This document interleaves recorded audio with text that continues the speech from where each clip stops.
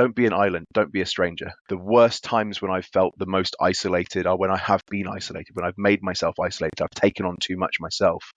Find people who want to talk about this, who've been through this. If anybody does ever feel that burden, that pressure, that feeling inside your chest that just nothing really feels 100% right, please take my word for it. You will feel 10 times better if you just get it off your chest and talk to somebody about it. Welcome to the Hero of Circumstance podcast. I'm Dawn Pinkney and I'm your host. I am also a mindset life coach, and I've been an executive in the video games industry for over 25 years, leading many teams and video games to greatness. Hero of Circumstance is about turning difficult circumstances around and becoming the hero of your story instead of the victim. So it's not about what's happening to you, it's about taking what you're going through and turning it around so it's a growth opportunity. I am interviewing guests from the video games industry who have had difficult circumstances such as layoffs, and they've turned them around. They will be sharing their perspective on their journey of growth to support anyone who is going through a difficult circumstance right now, which is including layoff. My guest today, Callum Godfrey, is a fellow industry veteran with over 2 decades of experience leading video games development and publishing. Callum has led teams at most of the big players in the industry on AAA blockbusters and billion-dollar free-to-play franchises across all platforms, mobile, console, and PC. I know Callum from all the way back in 2006 when we were younger in our careers and we were both working at Activision on a Call of Duty World at War title together. I'm really impressed with what Callum has gone on to achieve in his career, specializing in production, product, and design, and building great teams. Callum is also a hero of circumstance, which we're about to learn more details on. So welcome, Callum. Thank you for having me, Dawn. Looking forward to talking about this wonderfully interesting and diverse topic today. Great. So before we dive in, Callum, how about you tell me and the listeners how you got into the games industry in the first place? Oh, wow. Hero of circumstance. It was actually circumstantial. I got into video games in the first place anyway. From a very young age, in my teenage years, I knew that I wanted to be a professional rugby player. I've always been quite a big chap. I really liked rugby. I had a scholarship to go and play professionally for Northampton Saints. But unfortunately, at the ripe old age of 15, I suffered a knee injury that meant my rugby playing professional career was over. And the only thing I'd ever loved apart from rugby really was video games. I grew up on classic video games in the 8-bit era, the ZX Spectrum, the Commodore 64, and was very addicted to them, actually, painfully, to be honest. And I was fortunate, circumstantial in fact, that I lived 5 minutes down the road from Codemasters, who were one of the big British video game developers and publishers at the time. So I applied to them for a summer job testing video games in 1999, and they liked me, and I didn't leave. So I was very lucky that I found a job that I love and have had a career that's been fantastic and fulfilling from that. But it was entirely coincidental and not quite the way that people get into the games industry these days. And I have to say, you do look like a rugby player still. I have the lack of hair and the cauliflower ears hidden underneath these headsets that I'm wearing. Yes, yeah. So you are a hero of circumstance, which means you've been laid off a few times to get to that status. And the fact that it has been a few times, that must have been really difficult. Yeah, it is difficult. I think it's an emotional period, especially if you invest a lot of your personal self and self-worth into the job that you do. But I would say that the first time it happened was definitely the most difficult. I got started in the games industry professionally at 17. When the first layoff happened, I was only 18. At that age, a lot of people haven't even got into a job. They're at university, they're studying. To all intents and purposes, I was still a kid, both emotionally and in terms of my career. And that one definitely hit me harder, hit me like a hammer blow. And that is interesting because you said you were almost a kid, and it is a big circumstance to deal with. But also you mentioned opportunities there. So what sort of opportunities did these layoffs give you? So, for the full context, the first time I was laid off was from my first job at Codemasters. I guess I looked at it as, hey, this is not the career for me. I almost took it as a moment of defeat. Went out and found another job working in a call center, selling central heating or dealing with central heating repair. And I think after 2 or 3 days of doing that, realized that there are worse jobs out there than video games. Having to tell 85, 86, 87-year-old ladies you couldn't repair their heating until 2 weeks from now is not a nice thing to do. It made me realize that video games was a great place. I was passionate about it. The people I was around were people of similar interests, similar ages, similar backgrounds and profiles. And it made me very determined to not give up and start applying to new companies. And just as the interviews started coming through for other companies, Codemasters actually called me back and said, hey, as often happens with layoffs, we've actually had a few people who chose to leave after the layoffs happened. They had some openings again, and would I be interested in coming back? So I said, yes, please, thank you very much. So I guess you'd call it a 6-week hiatus from video games. But the key thing is, and I hope anybody listening to this takes away from this, don't lose heart, right? Losing your job is not the same as losing your world. There are other jobs out there. Even at the tender age of 17, 18, I still had things I had to pay for. And I decided to go and just get another job, call it a bridging job, if you will, perhaps, and knew very quickly into doing that video games was where I wanted to be. I'd fallen in love with it, even if I didn't realize it at the time. And I was determined to come back into the industry. I love the grit and determination that you had to just go out and get a job in a call center, even though like you had a more luxurious position than that, but you didn't let it hold you back, right? You still were just able to, you know what, I just lost my job, but I need to keep the money flowing. And you didn't let it hold you back. You just went out and Yeah. did that. Yeah, I won't talk too much about this because it's a very personal conversation, but I have had some hardship in my life, family problems and stuff when I was a kid growing up. And I've always had this mentality of you write your own story. You are the author of your own story. You control your own narrative.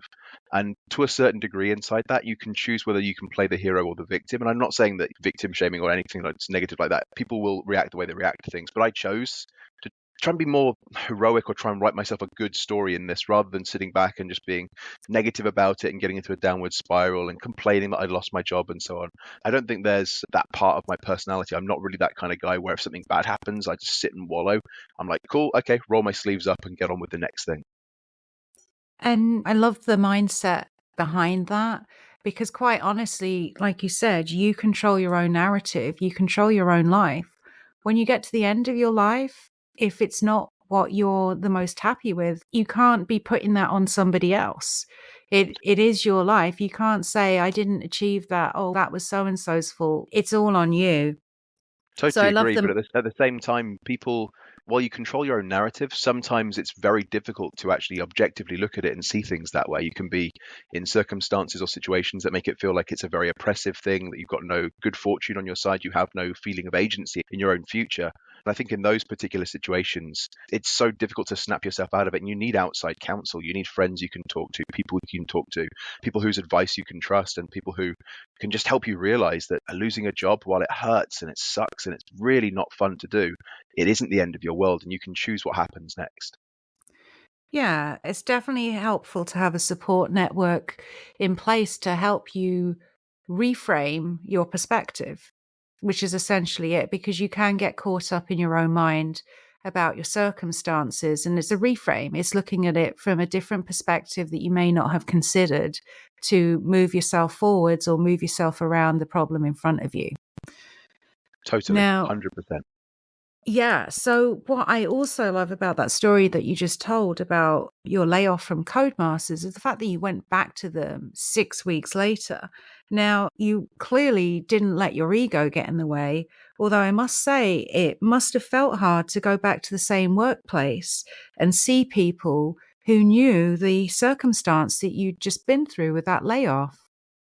Yeah, it was an interesting period. The department looked more empty. There were obviously the layoff people plus the people who'd chosen to leave. So it was very alien walking back into the QA department. But I think one of the things that I love about the games industry is that slightly dark gallows humor we all have that gets us through some hard times. And the camaraderie in the QA department at Codemasters was great. I came back in and there were lots of high fives and hugs and jokes about, oh, did you enjoy your holiday, slacker? It did help make it feel less awkward and less strange when I got back that first time. The one thing I would say as well after coming back is I think I took returning to the same company as a challenge to me to work through the seniority rankings to the point where if this ever happened again, I didn't want to be the next person to get chopped again. So I wanted to try and work hard and figure out a path for myself through the company. I didn't let circumstance play a role. I was very pushy, very bolshy about moving into level design as a route to then become game designer, as a route to then become producer. Like I saw that career transition very clearly in my head. And within 7, 8 weeks of coming back from my first redundancy at Codemasters, a game we were working on which had a built-in level editor, which we had to QA test as part of the game testing process, and I got very proficient. They wanted to make an in-house expansion pack for it. So I said, hey, I'll be lead level designer for the new expansion pack. I ended up taking on that role. That then naturally meant that I was planning and scheduling work for other people doing the level design, which then led into production. And that really was the genesis of my actual production career. Yeah, Callum, I love how you really evaluated your circumstance with the layoff and just took reflection on that and used it as an opportunity to create a strategy for your career going forwards, which then opened you to that opportunity and to success. The other thing I wanted to call out about your story there that I really loved is you said all the high fives and hugs. Now, were there really high fives at Codemasters? Like There in were the really high UK? fives. High Yes, fives there were. existed in the UK at that time. All right. Yes. Perhaps not as cool as the ones in the US, but they were definitely high fives. Yeah, but I love the fact that there was all that camaraderie with your colleagues for you coming back. And the reason it resonated with me is I had a similar moment when I returned to Activision, the company that we used to work at, because I had a layoff from them when I was out in Vancouver, BC. And then a year and a half later, they brought me back. They moved me to Santa Monica, an opportunity that I was very much interested in to work on $1 billion franchise, Skylanders. So, of course, I was like, yes, please. I had that little bit of, I'd been laid off, but I knew people knew me and they respected me. When I came back to the office, it was, yeah, Dawn's back. They celebrated the fact that I previously worked at Activision and had come back, and it just felt really nice to get that warm welcome. And the layoff, it's not a big deal. Yeah, I think that's the hardest part with any of these situations is it's not so much the job you miss a lot of the time, it's the people. You really do miss the people that you are working with. You just get ripped away from the people that you've been working with because some stay behind and then some move away. It's hard to maintain contact with everybody on the team at the frequency that you had contact when you leave. It's just nature that you're going to go off to another team and then have that frequency of contact with that team. It is really hard. You do really miss being in amongst that group, that team, that atmosphere. It's one of the big things about layoff that is really hard. Yeah, 100%. The bonds you form at work are incredibly powerful bonds. You spend 8 hours a day, 5 days a week, or at least hopefully that's how much time you spend, no more than that, surrounded by these people, often doing things that are difficult. You're under challenging situations. Sometimes there's a bit of stress or a bit of pressure.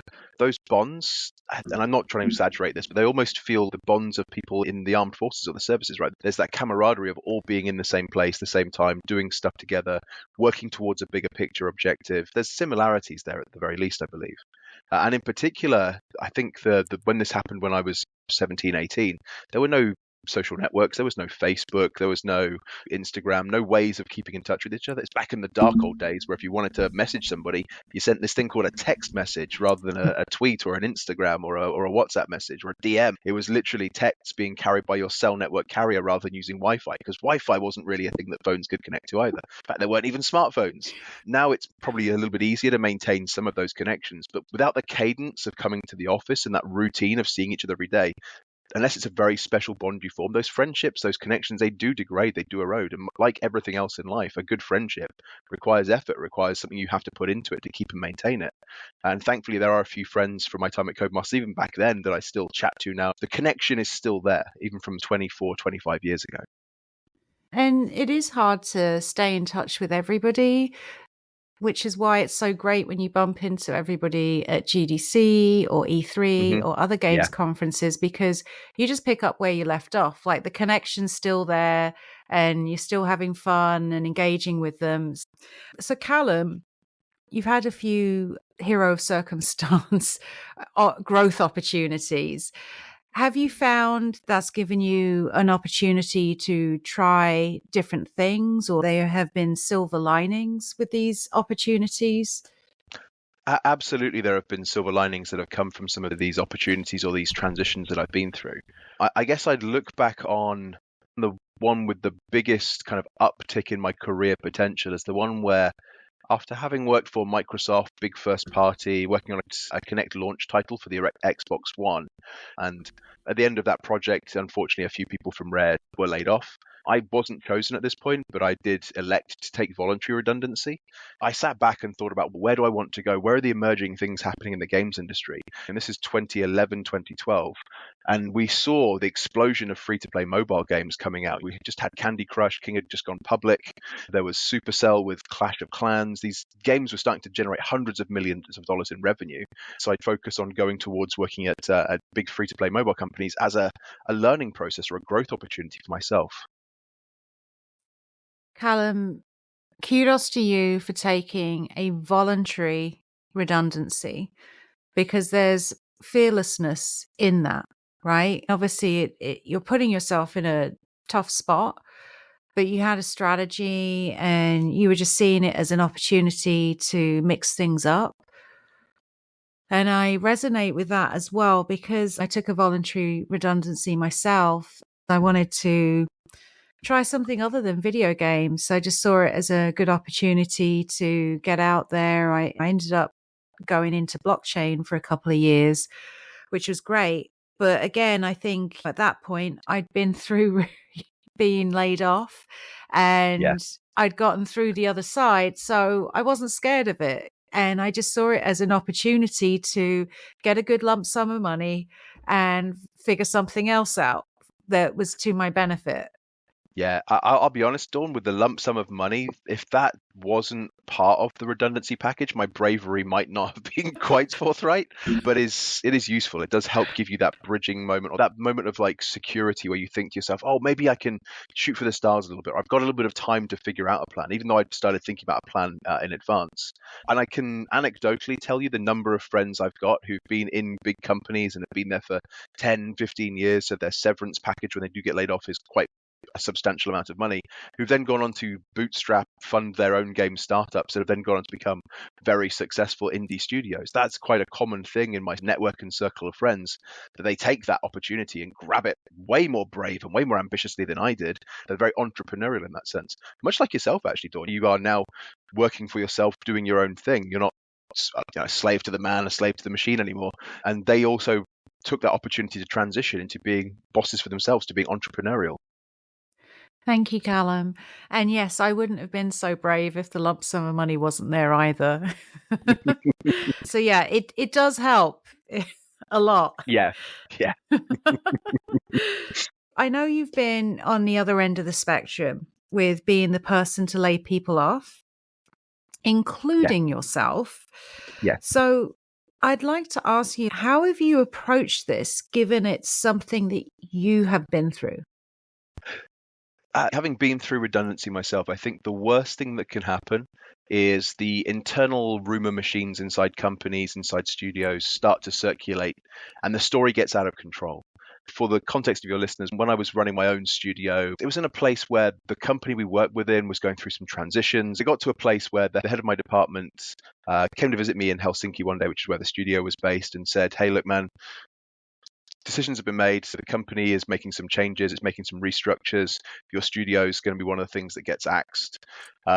We need to start thinking about a plan for this. What do you want to do? And the way I wanted to handle this was very much to be open, be forthright, be direct with my team, make sure they heard it from me. I think it's really important so they understand that the message is being delivered from someone who cares about them. They saw every day when I was there at 8 a.m. in the morning, despite being the studio manager, filling the fridges, cleaning the coffee machine. I was the guy when everyone else had gone home who was putting the dishwasher on and all that kind of stuff. Like, they saw that I cared about making sure they had a great place to work. And I think it was the most honest and most sympathetic way I could deliver the news to them that the studio was getting closed and all 43 people were going to lose their jobs through redundancy, that I was in it with them. I was part of this process. Again, similar to when I was working for a first party, I was also told, hey, this didn't work out, but we want to try and keep you inside the business. Do you want to stay on? I said, no, I'd rather leave with my team. I'd rather end this with these guys and be part of that solidarity and that camaraderie with them, which is the second and last time I took voluntary redundancy. So for me, it was an opportunity to be part of this with them, to share that experience with them, but also to do it in the most compassionate way possible. And the process of telling the studio was very quickly get them into a all hands meeting, into a room together, make sure everybody had come into the office. We didn't want anybody to be remote and hear this through phone calls or anybody else. Sat down with everybody, talked to them openly, and then let them ask questions, because it would have been the first time a lot of these people have been through this. And I think this is where, Dawn, the experience people like you or I have had where we've been through this, people can ask these questions. They can see, oh, this guy's actually been laid off before. He's managed to still build a career. He's now the head of the studio. Wow, maybe it's not life and death, or it's not so binary black and white career ending. And very soon on into the process of starting to talk to the studio, they would come back with these really intelligent, insightful questions. What happens in this situation? What happens with this situation? But a lot of the questions actually were really around what happens to the project? Can we keep the assets we've built from this as part of our portfolio? People's attachment to the project, to the things they built, was really the most powerful thing that came out from this. And I think that's why I invested so much of my own time after the news had been made, doing one-to-ones with everybody in the team, really starting to try and understand where their career aspirations lay, seeing if there was anything I could do within my network of people that I'd worked with before to open doors, create opportunities for communications or connections with them, and try and help them realize that this is not necessarily the end of something, it's the start of something new. There is so many great things that you just said there, Callum. So I'm going to go through a few of them. Just talking to everybody at once and giving them the opportunity to ask questions, because it's a blow to hear the news, right? And as quite often you just get pulled into a room by yourself. Or you find out on the internet that you've been laid off before anyone tells you. Yeah. But there's no opportunity for questions, because if you do have a question, it gets shut down, right? And I love that, because it does remind me of a story of how Wargaming America handled the studio closure. They actually did it the same way. And I've never seen a leadership team, the general manager and the HR director there, Jay Cohen and Karen Churchill, were just amazing. I've never seen anything like it. They really cared about everyone, and they just handled it with the utmost respect, regard, support, everything. And it, to me, hearing you talk, it just reminds me of that, because that's exactly what you did. And you were already in that role of taking care of the team's needs, which is the balance of leadership. It's not just leading from the front, right? It's supporting from behind as well. Yeah, I think that's exactly right. And the best leaders I've ever worked with, the best coaches I've ever had, the best examples I've ever had have been people who've been more about supporting the team from the sidelines rather than standing in front of them and shouting and saying, do this, do that. I think, Dawn, you and I have both seen a couple of those kind of line managers in our time. And they're not the ones you look back on and think of fondly. They're the ones you look back on and think of, wow, how outdated is that practice? And I think what really stood out to me with this particular closure and this particular round of redundancies is how many of those friends now, even some 7 years later, I'm still really good friends with. There was a thing that happened just after the lockdown where obviously couldn't travel that much during the lockdown, and just coincidence happened where I was going to be in Helsinki. One of the other guys already lived in Helsinki. Someone else who lived in Sweden now decided, hey, I'll come and visit you guys as well. And we ended up with 5 or 6 of us just happening to be in Helsinki. And we all decided, let's bring our Warhammer armies and spend the weekend playing Warhammer together. And it's just phenomenal. People that I worked with in that studio, I got invited to their weddings. I got invited to christenings of their children since then. Partly because I think the human approach that we took to break the news and the way we shared that with them and went on that journey with them and really listened to their fears, their problems, and their concerns has created much more than just the work bond. It's created friendships now, real genuine friendships that will stand the test of time. Yeah, and their experience will shape their future experiences in regards to what they give to those experiences. Now, Indeed. that Warhammer game you were playing, I don't suppose it was that world famous game that I produced for the N-Gage, was it? Unfortunately, it wasn't your Opus Deus Crowning Glory N-Gage game, Dawn. Probably was the best game on N-Gage, to be fair. Sorry if anyone from Yes, Nokia here. it was totally the best game on N-Gage. It was actually even more nerdy than that. It was me taking little plastic men and rolling dices on a plastic tabletop to play Oh my old gosh. school traditional Warhammer with my It wasn't nerd even a brethren. video game. It wasn't even a video game, no. What I would Oh, say, though, right. is that everybody who was affected by that situation and was laid off at that time, all of them, from the people I still speak to, the people I keep tabs on through LinkedIn, all of them have gone on to bigger, better, more interesting, more rewarding things. And those who haven't have chosen of their own accord to go on and do things that take them in other career directions. And as far as I can tell, and I'm hopefully not using too much artistic license or rose-tinted glasses here, I'd say 100% of the people who worked at the studio at that time would tell you now that they look back on it and go, yep, I'm happier where I am now, but this has helped me get there. I love hearing that because it just goes to show that when things like this come up in your life, there's a different path for you. It's part of your journey to somewhere else. Yeah. And what I really love as well is that you went beyond the call of duty. Very good. For these one-on-ones that you had with the team to really help them. Because what happens nowadays is companies set you up with outplacement services that are typically a company that's got nothing to do with the games industry, doesn't understand it, that does have some useful resume building service. Don't get me wrong, all support is good support. Mm-hmm. However, you ran your own one-man band outplacement service there for the team. And it was from the perspective of having gone through it and actually being in the industry as opposed to being ancillary to it. Yeah. Yeah, it felt like it was the least I could do, though.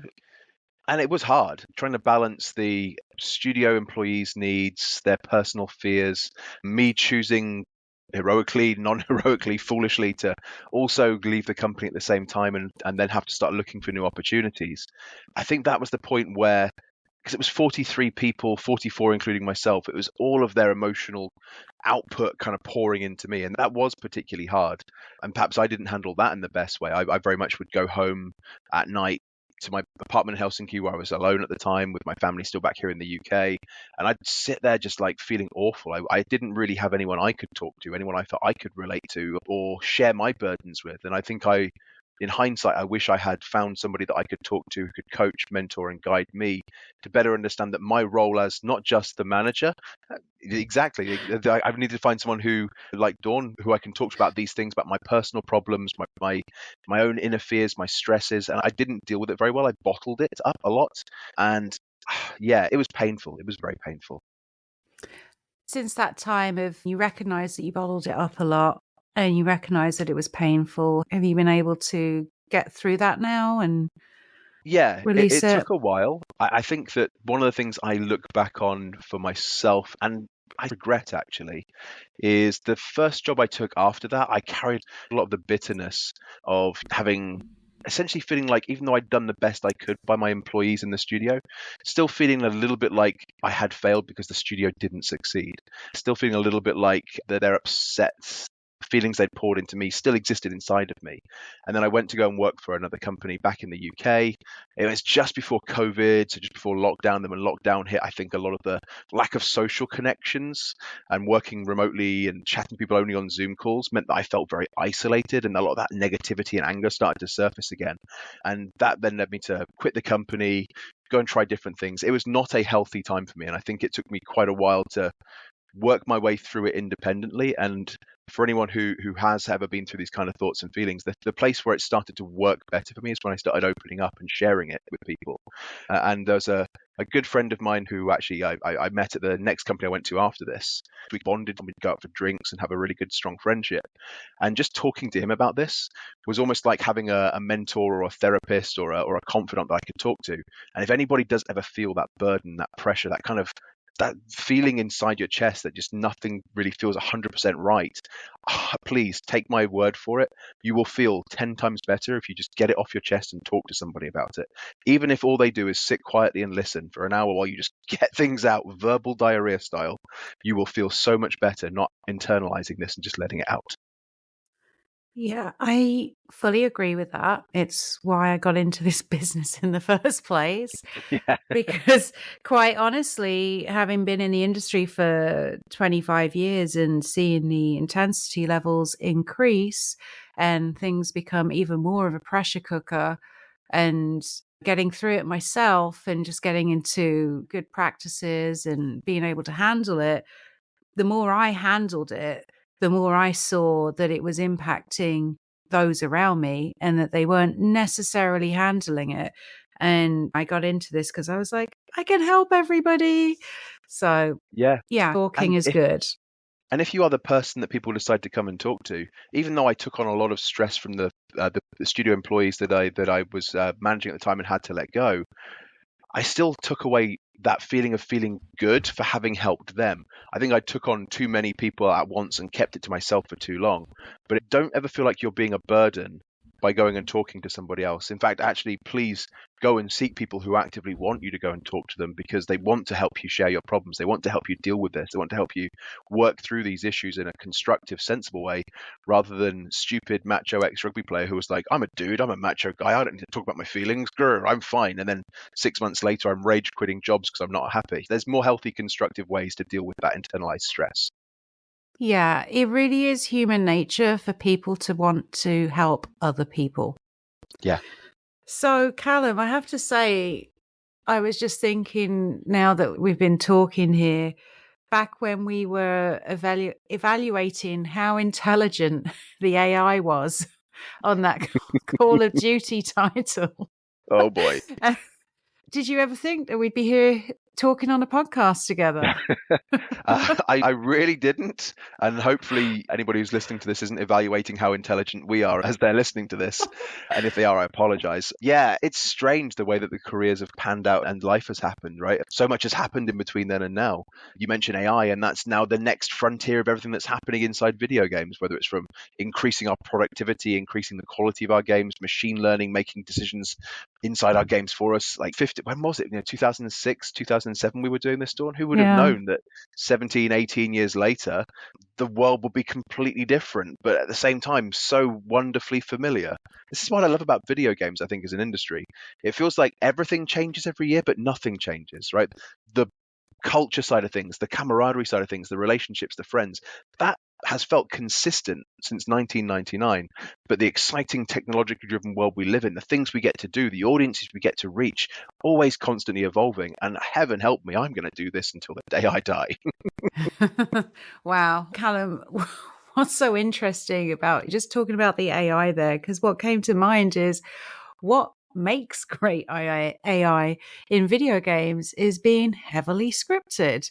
Like, obviously, you want to have some kind of automatic based, some kind of system, but the more scripted it is, the more intelligent it looks. The scripting thing's interesting because we're scripting it because we as human beings have a perception of what the correct behavior under a certain circumstance would be. So if the AI doesn't behave the way we as humans have been programmed to expect it to behave, we think it's bad AI. So that's why it's so heavily scripted. Now, with AI and natural learning and all these different sort of neuro models that have manifested, it's really interesting. I was actually doing some work on a mobile shooter a couple of years ago, and the AI algorithms and the programs and the patterns we use to try and have them do things has evolved on a mobile shooter so much beyond the Call of Duties that Dawn and I were working on the Xbox 360. But the end result is going to be it's some pixels on a screen you fire some imaginary bullets at, and hopefully you kill it before it kills you. The end result's no different, but it's just the technology has evolved, but it's still just a guy who stands up and ducks down behind a barrel firing bullets at you. And does some leaning as well. Oh, the leaning code is great. All right. So, Callum, if you could say one thing to anyone who's going through a layoff right now, what would that be? Yeah, it's firstly, anyone who is going through a layoff right now, you have my sympathies. It is not a nice place to be. But if you've taken anything away from this chat today, please take away the fact that first and foremost, it's not personal. It's very rare that this stuff is personal. It will usually be based on financial decisions, time inside a company, seniority. And secondly, please don't look at it as the end of the world. Do what you need to do to take care of yourself, take care of your loved ones, whether that's temp jobs, whether that's career transitions into something new, different industries. But if you are heart set on staying inside video games, then make sure you are out there hustling, looking for things. Use the networks like Amir's network. Reach out to people like Dawn who are there to help support for these things. Don't be an island. Don't be a stranger. As I said earlier in this chat, the worst times when I've felt the most isolated are when I have been isolated, when I've made myself isolated. I've taken on too much myself. Find people who want to talk about this, who've been through this. So reach out to them. I know, Dawn, you've been through this kind of situation a couple of times, and we caught up a couple of weeks ago as a preface to reconnecting. And it was just great to talk to you about some of this stuff. And I felt, even though I don't have much pressure on my shoulders right now, I felt a weight lift. So please reach out to people like Dawn or Dawn directly and talk to people about it. Thanks, Callum. You're welcome. And yeah, don't assume that because everybody's getting laid off right now that what you're going through is less important. You're still as important as you always are, regardless of what's going on around you. And I love what you said, Callum, about it. It's not personal. It's not the end of the world. It can feel like it.